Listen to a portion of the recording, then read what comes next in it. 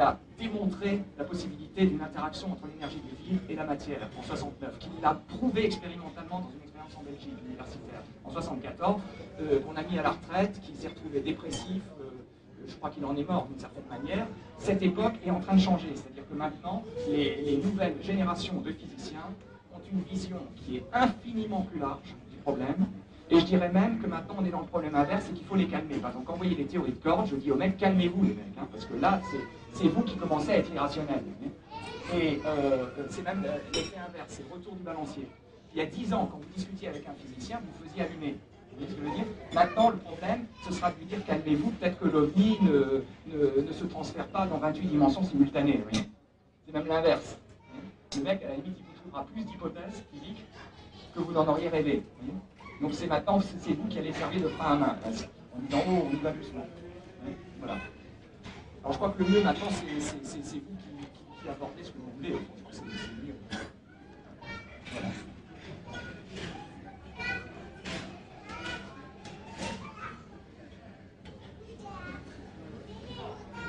Ah non, je passe.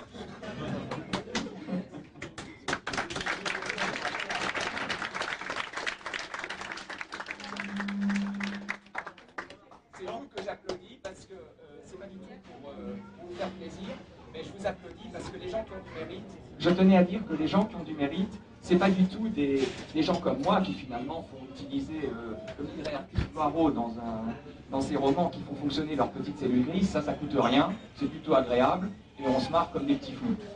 Moi j'ai beaucoup d'estime, je tenais à le dire.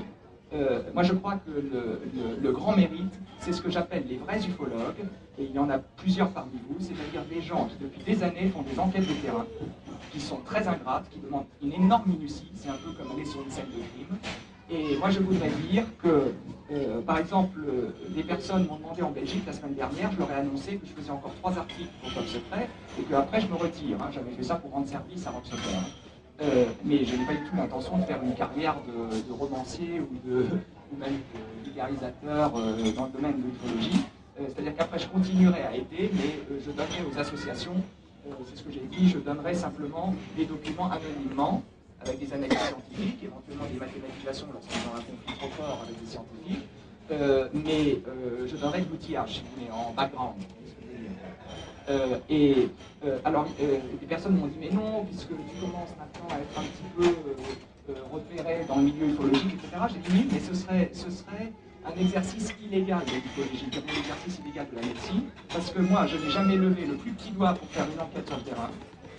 Je n'ai jamais affronté, si vous voulez, affronté l'hostilité que peuvent avoir certaines institutions lorsque vous essayez de les convaincre de mettre des moyens sur une enquête parce qu'il y a un gros truc, vous voyez ce que je veux dire.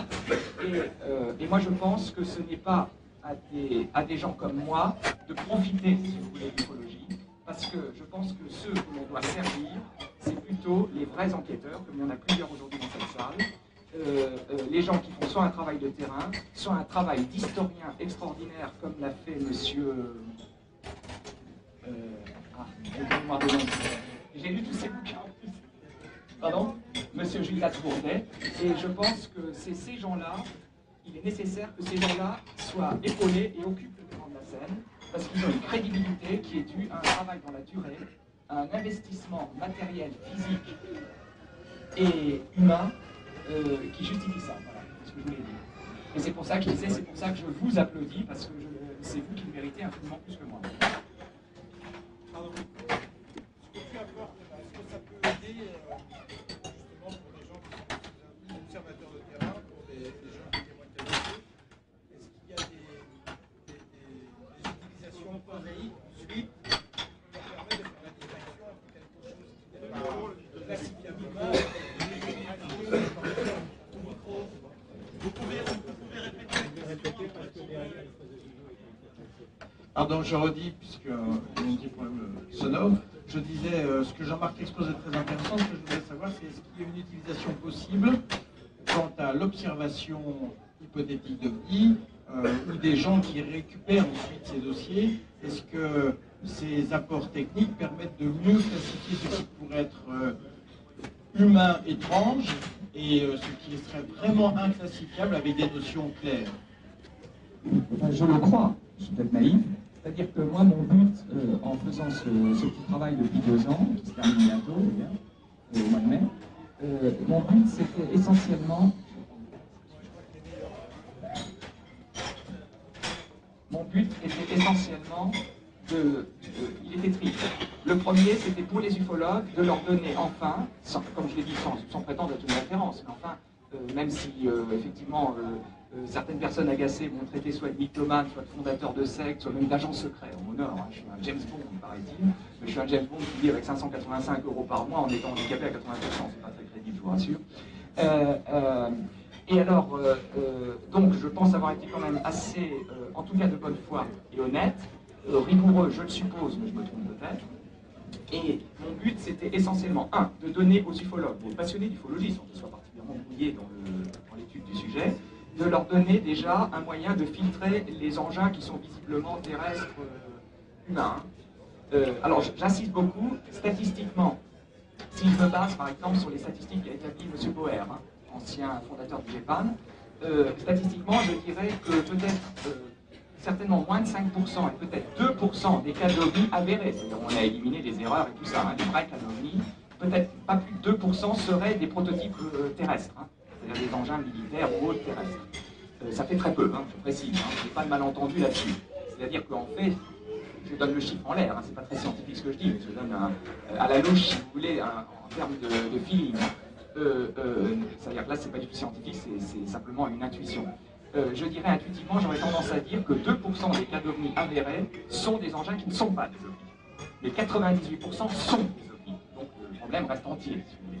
Mais par contre, l'intérêt, c'est comme je l'ai dit, comme c'est un peu comme les avions de la guerre de 14 par rapport à un chasseur moderne, l'avantage, c'est qu'une fois qu'on a bien compris les principes de ces engins, et alors là, je suis assez, comment dirais-je, relax, c'est-à-dire que pour le moment, certaines critiques qui ont été faites sur Internet à mon égard, j'ai encore vu personne qui a soulevé le débat sur le terrain scientifique. J'attends, avec joie. Vous voyez ce que je veux dire?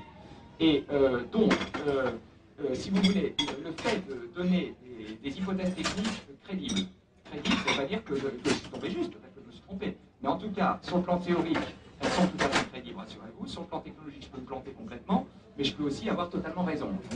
C'est-à-dire qu'à partir de ces éléments, on peut arriver à cette analyse raisonnablement.